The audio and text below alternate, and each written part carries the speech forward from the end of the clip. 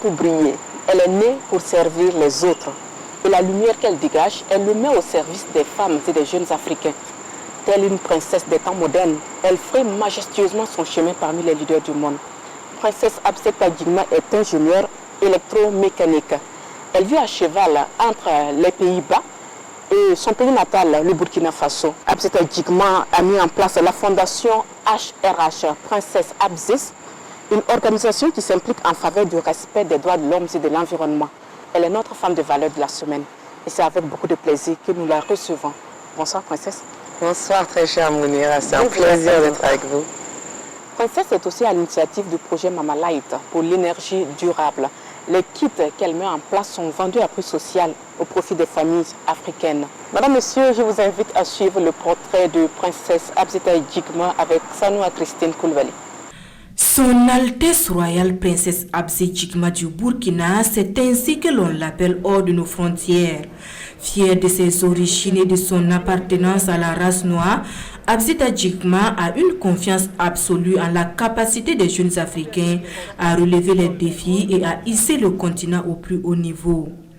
Connue dans le milieu des énergies renouvelables, la voix de la princesse résonne dans les conférences, forats et colloques internationaux où elle porte le flambeau d'une jeunesse africaine mature, responsable et ambitieuse. Sa combativité, son énergie et son influence sont mises au service des populations vulnérables en Afrique. À travers sa fondation HRH, Princesse Abseta Djigma apporte lumière et espoir aux jeunes et aux femmes résidant dans les localités éloignées du Burkina. Son projet Mama Light Abseta Sola permet aux enfants, aux femmes et aux acteurs du secteur informel d'accéder à l'éclairage et cela à travers des produits et kits vendus à prix social. Avec l'initiative Mama Light, Abseta Djigma prévoit créer environ 1000 coopératives qui à leur tour vont engendrer des milliers d'emplois au profit des jeunes et des femmes. Notre invité incarne donc une vision et une ambition d'une Afrique forte et prospère. Déjà, ses actions ont été reconnues et récompensées au niveau international. Son Altesse Royale Abseta Djigma du Burkina a reçu les félicitations du secrétaire général de l'ONU, Ban Ki-moon, pour son projet Mama Light. Elle est mariée et mère de 2 enfants. Voilà, Princesse, vous êtes à l'initiative du projet Mama Light. Vous êtes la fondatrice de la fondation HRH, Princesse Abseta Djigma. Pourquoi est-ce que vous avez choisi de vous investir dans ce domaine, les énergies renouvelables? En fait, ça vient tout simplement d'un besoin parce que bon, de base, je n'ai pas choisi d'être ingénieur dans les énergies renouvelables, mais bon, en revenant au Burkina avec ma dernière fille Camille qui avait 16 ans, en allant au village de sa grand-mère à Kamsando aussi, c'est très noir. Et en revenant, donc j'ai eu avec les collègues que je connaissais sur le groupe Philips. Donc je suis allée les voir avec les idées, j'avais pas les moyens bien entendu.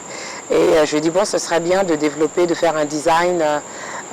Et bon, ben voilà, c'est parti comme ça, par le cœur, d'un besoin d'aider dans un premier temps ma propre famille qui n'avait pas de la lumière, ne serait-ce que pour les besoins primaires, parce qu'on avait justement une des grand-mères qui s'était fêlée la cheville en voulant aller aux toilettes. Donc ça avait marqué ma fille et moi-même. Donc je me dis quand même de nos jours qu'elle allait accroupie, certaines d'entre elles qui, pour ne pas se blesser. Je ne voudrais jamais ça. Donc ça a été aussi un moteur pour moi de vraiment accélérer l'initiative Mama Light pour l'énergie durable. En tout cas, ils sont des milliers à bénéficier de l'initiative Mama Light. Vous avez par exemple offert environ 2000 lampes solaires aux enfants burkinabés. Oui, ça c'est dans ma région du centre-sud, mais j'ai aidé aussi le PNDS, comme vous connaissez, avec le programme du PADEL. J'ai offert 18 000 lampes solaires, donc 15 000 ont été pour soutenir le lancement du PADEL dans le nord. Et puis la valeur de 270 millions de francs CFA, ça a été aussi une action concrète des Burkinabés de l'extérieur que je suis. Je ne parle pas beaucoup, mais je suis plus dans l'action.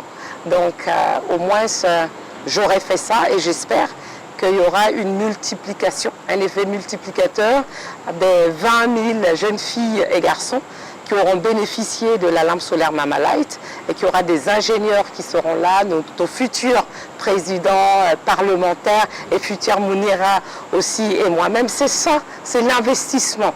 Voilà, c'est ça vraiment ce qui m'a motivée.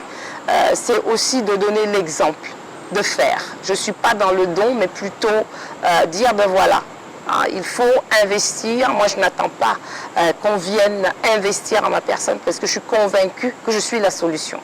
Et si je me lève pour faire, au moins, j'aurai le mérite de le faire, quelle que soit la critique.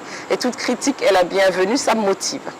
Et vous avez mis en place la société Abzé Solar qui est basée au Mali. Oui. C'est d'ailleurs cette société qui est chargée de la confection des lampes Mamalight. Très bien. Pourquoi vous avez choisi le Mali pour vous installer? Au départ, je suis commerçante, bien sûr, on regarde la législation. La législation de mon pays n'était pas favorable en son temps parce que le Mali offrait 5 ans de défiscalisation. Bon, maintenant, le Burkina aussi a suivi le pas après, mais de toute façon, on est dans l'espace CEDEAO et ça me donne l'opportunité aussi de parler de la ZLECA. Donc je veux dire que je travaille au Mali, au Burkina, l'essentiel, les lampes solaires Mamalight, vous savez, ça va même jusqu'en Amérique latine. Comme je dis, la connaissance, elle n'a pas de sexe, elle n'est pas genrée, la technologie non plus. Et quand on crée quelque chose qui est bénéfique à l'humanité, on ne regarde pas que ça vient de PMA. La téléphonie mobile, on en jouit. Souvent, les gens oublient, mais c'est une technologie africaine.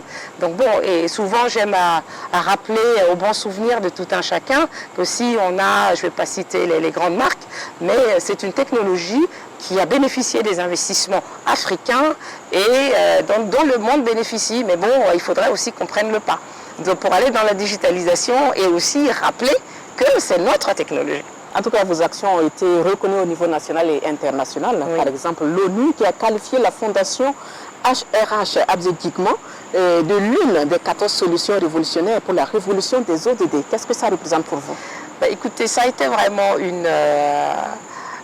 une surprise parce que, encore une fois, quand moi je travaille, c'est pas, je regarde pas dire voilà pour être reconnu pour telle et telle chose. Quand les ODD ont commencé le travail, avant l'adoption, ils ont cherché à voir partout dans le monde quelles sont les personnes qui implémentaient déjà les objectifs du développement durable. Donc il y a eu un appel à projets, d'initiatives qui ont aussi un track record. Et j'ai envoyé ma solution. Il y a eu plus de 838 propositions venant de plus de 100 pays. Et il y a 14 qui ont été sélectionnés. Donc le Burkina est bon. Bien que j'étais au Mali, mais c'est le Burkina Faso. Je veux dire, c'est une bonne chose. Et la CEDEAO aussi, eu égard à ce projet, je fais partie du comité technique du Centre des énergies renouvelables et de l'efficacité énergétique de la CEDEAO qui est basé à Praia. Mais c'est la technique, c'est la compétence. C'est pas parce que je suis une femme que je suis là. C'est bien parce qu'il n'y a pas de femme non plus dans le comité technique, mais c'est une bonne chose et c'est le Burkina qui gagne. Voilà, c'est ça qui est bien. Où que j'aille, je mets toujours Burkina Faso et pas Mali. Voilà. Vous avez un CV qui est bien fourni, vous participez à des panels, des conférences, des forums au niveau international de haut niveau. Oui. Et partout où vous êtes, vous portez la voix de l'Afrique et du Burkina. Oui. Pourquoi vous investissez autant pour défendre la cause africaine? Oui, parce que je pense que vous savez, si vous ne prenez pas votre siège, personne ne va vous inviter à venir vous asseoir. Donc quand je fais mon coaching ou le mentoring par exemple pour les jeunes ou les femmes, je leur dis n'attendez pas, il faut vraiment aller de l'avant. Pourquoi aller s'asseoir au siège qui est tout au fond quand vous pouvez aller vous asseoir en face et aussi être au centre pour faire valoir vos idées, faire valoir votre expertise. Ça, c'est tout à fait normal parce que c'est vrai que, surtout nous, de côté francophone, on nous dit oui, dans les négociations, la langue des négociations, par exemple, des COP dont je participe à mes propres frais pour soutenir mon pays, toutes les résolutions, les négociations sont en anglais. Donc, je maîtrise l'anglais. Je mets à profit cela pour négocier, pour que le secteur informel soit pris en considération. Et ça a été pris en considération lors de ce qu'on appelle Addis Ababa Agenda of Action, lors de la 3e conférence sur le financement. J'ai fait un panel pour parler du secteur informel, parce que le secteur informel représente 90% du PIB de nos économies. D'ailleurs, pour moi, il s'agit de l'auto-emploi, parce que l'informalité, c'est quand même quelque chose, c'est une connotation péjorative. Alors que nos agriculteurs emploient plus de personnes, elles investissent jusqu'à 3-4 fois plus d'argent que les grosses multinationales. Et ça, c'est même des études de la FAO qui le dit. Donc, il est important de reconnaître de manière systématique. Et ça un invite de nos États à vraiment investir, parce que nos startups, ce sont celles-là. Elles savent comment évoluer, elles savent toujours rebondir. Il suffit tout simplement de mettre l'environnement propice, mettre les fonds et aussi l'accès au financement adapté à nos réalités. C'est l'adaptation à nos réalités qui manque. On ne peut pas faire du copier-coller. Moi, je suis africaine. Je ne suis pas européenne, même si mon mari est européen. J'ai mon identité, j'ai ma personnalité et j'évolue dans cela et je suis très fière de cette personnalité-là. Et je pense que même dans la technologie, vous savez, moi j'ai dû adapter aussi les standards de mes produits, parce que nous sommes en Afrique parfois dans des zones humides, dans des zones sahéliennes. Donc moi j'ai dû tester mes câbles pendant 2 ans pour que ça puisse tenir à plus de 50 degrés. Mes câbles tiennent à 82 degrés parce que on tient compte aussi du changement climatique. C'est très très important. Donc il faudrait que nous puissions avoir nos propres standards. Et c'est dans le comité de la CEDEAO au niveau de PRAIA, du Centre des énergies renouvelables et de l'efficacité énergétique, j'ai mis un point d'honneur à dire, certes, on peut collaborer avec d'autres entités de standardisation, mais l'Afrique aussi, nous devons venir aussi avec des standards. Par le mien qui s'appelle pas seulement Quality Set, mais vous avez beaucoup de jeunes. On a l'IRSEP par exemple au Burkina ici, qui fait un excellent travail, que ce soit pour les biogaz, pour beaucoup de choses. Il y a vraiment une quintessence extraordinaire de personnes qui ont une technicité extraordinaire, mais croyez en vous, croyons en nous. Donc c'est ça en fait. Moi ma force, je pense que c'est celle-là. Donc je crois en moi et c'est peut-être que mon pays fait partie des pays moins avancés, mais nos cerveaux ne sont pas moins avancés. Donc il suffit tout simplement d'avoir les fonds adaptés, l'espace propice, et ensuite nous pouvons implémenter et faire profiter le développement aussi, faire avancer le développement de notre pays. En tout cas, vous êtes fière de l'Afrique, fière du Burkina. Très fière de mon pays. À la COP25 à Madrid, vous avez défendu longtemps le dossier de Yacoub, prix Nobel alternatif. Oui. Qui est-ce qu'il est pour vous? Pour moi, c'est un exemple de nos parents, de l'expertise de nos ancêtres, parce que ça, c'est une technique ancestrale qu'il a mis sur pied. La terre était totalement aride et on l'a même pris pour un fou. J'ai rencontré des personnes qui le prenaient pour un fou, mais c'est un scientifique. Ce n'est pas parce qu'il n'écrit pas les langues onusiennes que sa science ne doit pas être reconnue. 40 hectares, c'est pas rien. Donc le Burkina peut profiter du crédit carbone.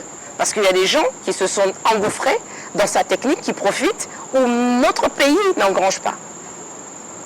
Notre papa, c'est vraiment une opportunité. Et vous l'avez su, j'ai même envoyé des WhatsApp. J'ai dit, il faut vraiment le faire venir.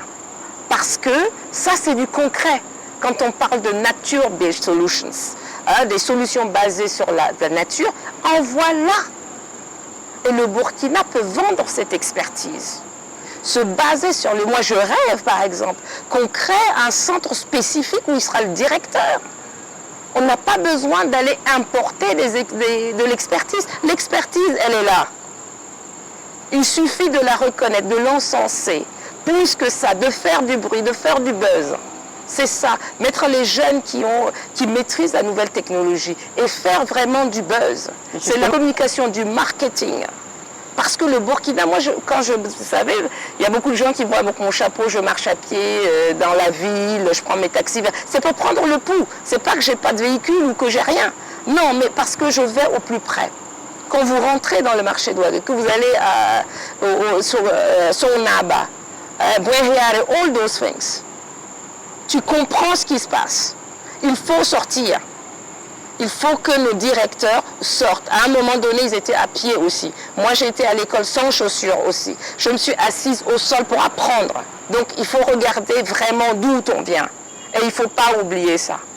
On est dans la clim aujourd'hui, mais bon, on peut même aller plus loin si, avec la signature régalienne qu'on a, et qu'on n'oublie pas ceux-là qui sont...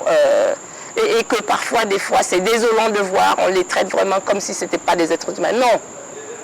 Cette personne aussi est restée 9 mois dans le ventre de sa mère comme toi. C'est l'environnement qui a fait que toi, tu es à un certain niveau et pas lui. Donc, tends la main. Plus tu tendras la main, plus tu avanceras. Ça, c'est sûr. C'est sûr. Si je dis entrepreneuriat des jeunes burkinabés, que me répondez-vous? Moi, je pense que l'entrepreneuriat des jeunes, elle réside dans le milieu rural. Il faut vraiment se focaliser sur l'entrepreneuriat rural, l'auto-emploi rural, mécaniser notre agriculture au niveau local. Pas aller chercher des personnes, voilà, il faut organiser. Nos jeunes même sont déjà organisés en coopérative. C'est juste mettre les fonds nécessaires. Mais je pense que le ministre Salifou Ouedraogo, que j'admire, il bouge beaucoup, il va sur le terrain. Je suis beaucoup de reportages d'ailleurs de la RTB. Il va sur le terrain, il rencontre, il motive sa jeunesse aussi. Et je pense que c'est vraiment ce qu'il faut faire et mettre en place aussi des frigos pour conserver plus, parce que le Burkina produit énormément, mais c'était la conservation qui manquait pour pouvoir engranger plus de bénéfices. Mais je pense que notre ministre de l'Agriculture aussi intègre aussi tout ce qui est environnement, résilience, et ça c'est extraordinaire, de nous rendre aussi indépendants par rapport au riz. Ça c'est un beau programme. Le projet de 1 million de tonnes de riz, ça c'est une bonne chose. Il faut mettre la barre très haute, comme ça on peut sauter très haut. Mais moi je pense qu'on pourrait même aller plus de 1 million de tonnes, si on organise bien. Vous, princesse, vous travaillez beaucoup pour l'intérêt général. Oui. Il y en a qui le reconnaissent, d'autres non. Certains même vous dénigrent. Qu'est-ce que ça vous fait? Bon, en même temps, je ne sais pas qu'ils existent, donc ça ne me dérange pas. Vous savez, moi je me lève le matin. Moi, mon point focal, c'est pourquoi se focaliser sur un groupe quand tu as plus l'infini qui t'aime. Je veux dire, les maths, c'est vite fait, quoi. Donc bon, se focaliser surtout, et ça, c'est un invite aussi aux jeunes. Bien sûr, quand vous avancez, il y aura toujours des personnes pour vous décourager. Moi, j'ai été découragée, je continue, on m'envoie des trucs, mais bon, il faut avoir son focus et vraiment... tout faire pour y arriver. C'est pas simple. Je dis pas que c'est simple. C'est pas facile du tout. Mais ça vaut le coup parce qu'il faut être passionné. Moi, je suis passionnée de ce que je fais. Donc, quel que soit le métier ou le secteur d'activité que j'embrasse, je l'embrasse avec beaucoup de passion. Et aussi, quand on voit le résultat que ça donne, on ne regrette pas. Et je crois que c'est ça. Et bon, vous avez des entrepreneurs aussi, il y a des personnes qui ont la fibre entrepreneuriale aussi. Tout le monde ne peut pas être entrepreneur parce que bon, il faut exporter de la motivation et savoir importer du stress. Donc pour vos salariés, pour vos fournisseurs et vos clients, donc voilà, il faut savoir jauger, il faut savoir balancer les choses. Donc, mais c'est passionnant, c'est ça qui fait la passion. Ça c'est sûr. Voilà.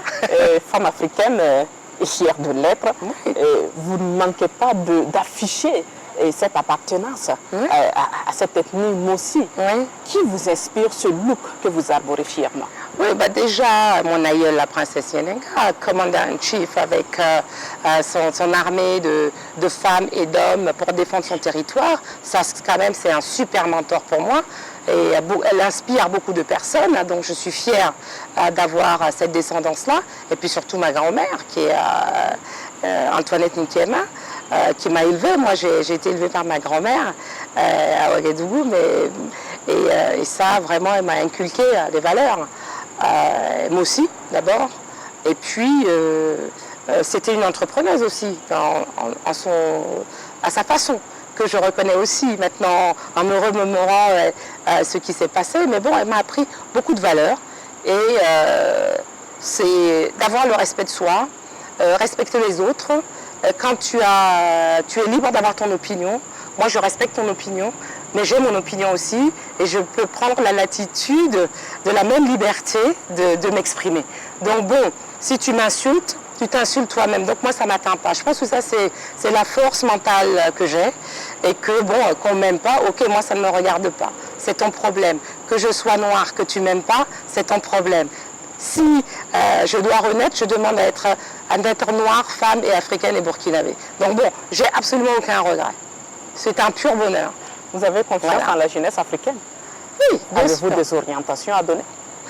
Je pense que, vous savez, de ma propre expérience, c'est n'attendez pas. Commence, même si tu as 100 francs, tu peux commencer ton business avec 100 francs. Même avec 500 francs, tu commences ton business avec 500 francs. Moi, mon business, je l'ai commencé avec quoi? C'est avec des fonds famille, avec mes propres fonds de mon travail. Ensuite, avec la famille, mon mari, des amis qui ont cru. Donc, comme disent les Anglais, you need a friend, les 3 F, the fools, the friends and the family. Donc bon, c'est ça, quoi, parce que parfois vous avez des idées un peu novatrices, les gens ne croient pas. Mais bon, avant que les banques ou les grandes institutions croient en vous, il faut d'abord croire en soi avant de pouvoir convaincre. Ça, j'en suis convaincue.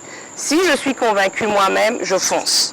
Donc forcément, la famille va dire de toute façon, à un moment donné, il faut qu'on l'aide parce que elle pédale. Donc bon, il faut... et ça s'est passé aussi de la même façon au niveau des négociations, au niveau international. Donc bon, la ministre de l'Environnement de Sassou Nguesso, elle me dit, bon, ben, elle dit, tu sais, princesse, quand tu parlais à New York, on se disait, mais elle va se faire massacrer. Elle me dit, mais quelque part, tu as dit les choses qu'il fallait. Et nous, ça nous permet aussi de rebondir parce que nos femmes africaines aussi qui sont dans l'entrepreneuriat, qui font des choses pour la jeunesse, ça nous permet aussi de rebondir à partir de là. Et d'ailleurs, elle a créé maintenant le Blue Fund Congo. Elle m'a invitée à Madrid au lancement. Et à Madrid également, j'ai été appelée à être maîtresse de cérémonie, à modérer des panels pour les entreprises, le panel des investisseurs, c'était la COP des investisseurs. Donc bon, on ne m'a pas appelée parce que c'est marqué Son Altesse Royale, la princesse Abzeta Jigma du Burkina, parce que je connais le dossier. Je participe aux négociations depuis fort longtemps, c'est pas d'aujourd'hui qu'on me connaît. Donc bon, c'est une bonne chose. Voilà. Un dernier mot, princesse? Oui, il faut toujours continuer femme de valeur. Ça, c'est une belle initiative. Merci. En tout cas, c'est avec grand plaisir que je participe. Et on n'hésitera pas aussi à vous inviter dans nos panels aussi de haut niveau. Merci. Pour introduire aussi femmes de valeur parce que ça défend aussi l'émancipation de la femme, de la jeune fille. Et ça, c'est une bonne chose. Grâce à votre émission, j'ai pu voir beaucoup de jeunes femmes dont je prendrai contact par rapport à ce qu'elles ont demandé pour pouvoir les aider aussi avec mes contacts. Et je pense que ça aussi, c'est un réseautage. Il ne faut pas attendre quand quelqu'un a besoin. Il faut le faire. Si vous avez les moyens de le faire, il faut le faire. Et moi, tout ce que je fais, je n'attends rien en retour. Mon retour, c'est que la personne s'en sorte et qu'elle répète ce que j'ai fait. Ça, c'est mon plus grand cadeau. Merci, princesse. En tout cas, ça nous fait chaud au cœur. Merci à vous. Merci de partager ce moment magique avec nous. Plaisir partagé. Thank you so much. Et oui, madame, monsieur, vous l'avez bien entendu, avec princesse Abzeta Jigma, on est fiers d'être noir, on est fiers d'être burkinabé, on est fiers d'être femme. Merci en tout cas Abzeta d'être là ce soir, d'avoir partagé ce moment avec nous. En tout cas, on est comblés, on a bien reçu la leçon. Et j'espère que beaucoup de jeunes femmes, de jeunes filles et de jeunes nous suivent actuellement. Sur ce, je vous donne rendez-vous la semaine prochaine avec une autre femme de valeur sur la RTV. Bonsoir.